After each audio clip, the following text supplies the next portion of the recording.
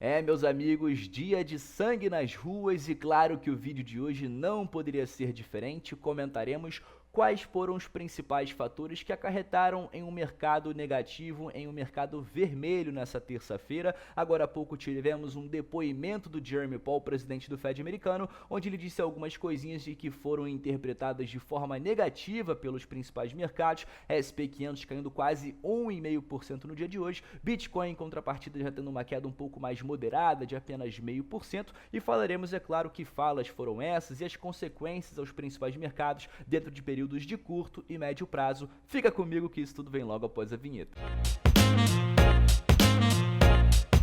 Fala família, sejam todos muito bem-vindos a mais um episódio da Liga Cripto. Se você é novo por aqui e ainda não me conhece, muito prazer, meu nome é Bruno. Antes de mergulharmos no conteúdo de hoje, já peço a você que deixe o seu likezão aqui nesse vídeo, que ajuda demais na propagação do nosso conteúdo. E claro, se inscreva no canal se você ainda não for inscrito. E se você achar o conteúdo válido no dia de hoje, se te ajudou de alguma forma a se manter atualizado sobre os mercados, deixa aquele comentáriozão aqui embaixo também, que eu gosto bastante de ler o que vocês estão pensando desse atual momento de economia nos Estados Unidos e momento de mercados aí, como a gente sabe, passando ainda no momento de bear market. Bom, como vimos hoje, o Bitcoin novamente, depois de um longo tempo lateral ali, sem grandes movimentações, conforme eu alertava no último domingo, o vídeo onde eu trazia a agenda econômica completa para essa semana, o depoimento dado hoje à tarde pelo Jeremy Powell, presidente do Fed americano, poderia trazer novamente essa volatilidade. E foi de fato o que aconteceu. O Bitcoin rapidamente voltou naquela agulha de 21.900 que tínhamos visto também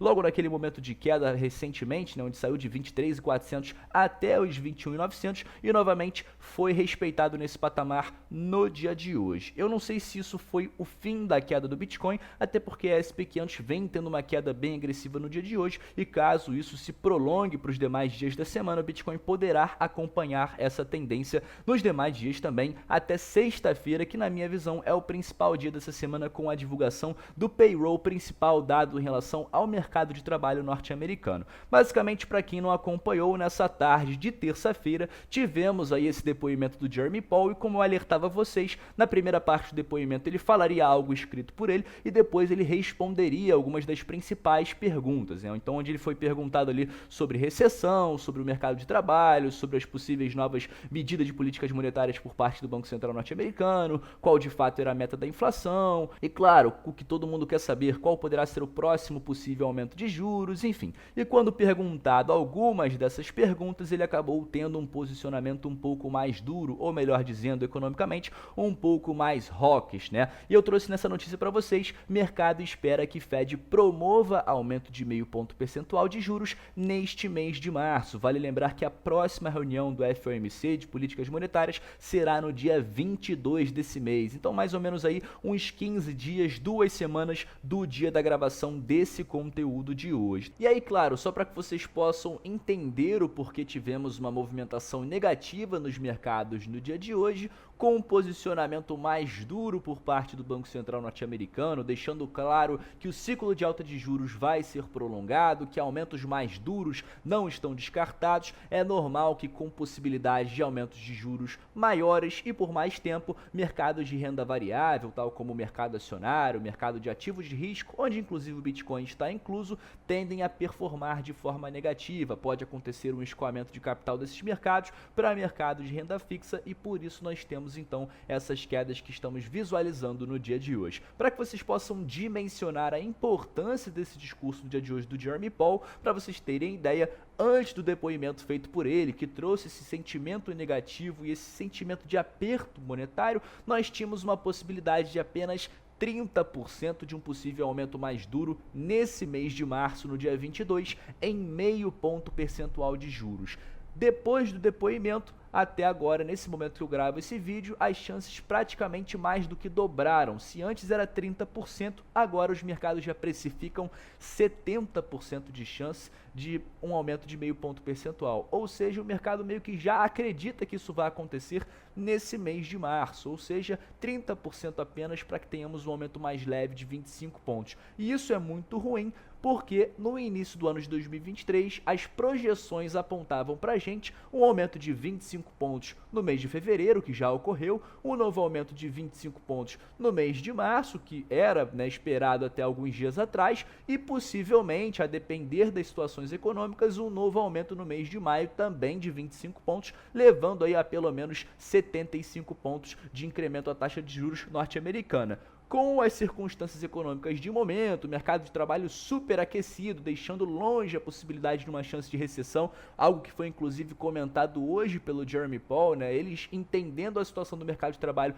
dificilmente possa existir uma recessão, e isso acaba deixando margem para eles tomarem as medidas que eles estão tomando, como essas de possibilidades aí de meio ponto percentual. É natural que a gente veja uma queda em todos os mercados de renda variável, né? E aí, só para que vocês possam ver as possibilidades de momento até onde vai a taxa de juros norte-americana, é muito provável que a gente veja agora, dadas as circunstâncias, esse aumento um pouco mais forte de meio ponto percentual no mês de março, um aumento mais leve novamente no mês de maio de 25 pontos, outro aumento de 25 pontos no mês de junho, e já no mês de julho as possibilidades maiores são para que a gente mantenha essa taxa de juros atingida no mês de junho, né, de 5,50 a 5,75. Esse intervalo aqui é a maior probabilidade de momento. Vale lembrar que as circunstâncias econômicas, né, os dados econômicos tendem a trazer volatilidade nessas probabilidades, e claro, essa probabilidade de 70% pode mudar ainda essa semana. Vocês estão vendo que está oscilando. Durante o vídeo já apareceu 66%, agora há pouco 70%, agora já está em 67%.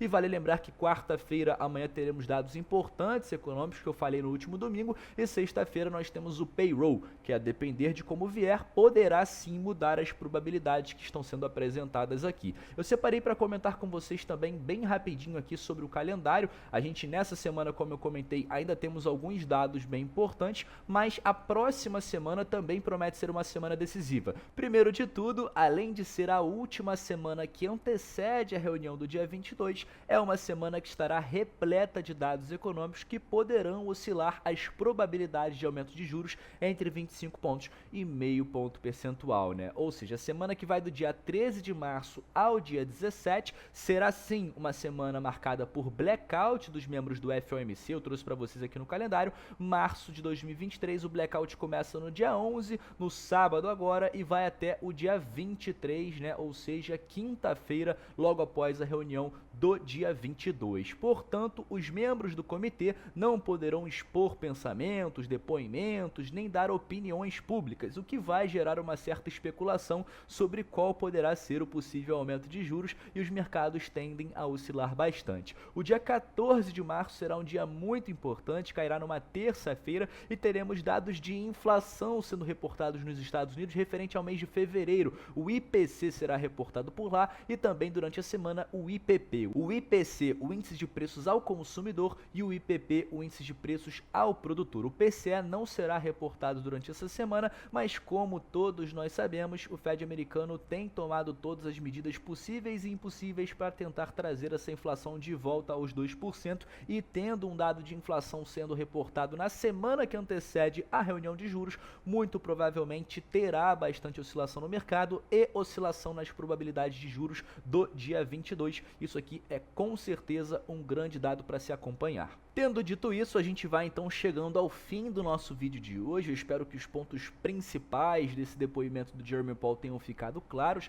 e claro, que você entenda quais são as circunstâncias de momento do mercado. O mercado aposta por um aumento mais agressivo de juros, isso traz consequências negativas. É normal que, se os juros sobe, quem cai são as bolsas; se os juros não sobe, quem sobe são todos os mercados e a bolsa. E se a bolsa sobe ou a bolsa cai, o Bitcoin tende a acompanhar essas tendências de mercado, e por isso que é bem importante da gente acompanhar o cenário macro durante toda essa semana, na medida que teremos dados importantíssimos tanto na quarta quanto na sexta-feira aí dessa semana em vigência. Bom, a gente vai se despedindo por aqui. É válido lembrar que mais tarde teremos o vídeo do Mário trazendo mais visões para vocês sobre o que aconteceu no dia de hoje, como também uma visão um pouco mais gráfica em relação ao Bitcoin e a SP500. Fico por aqui, encontro vocês numa próxima.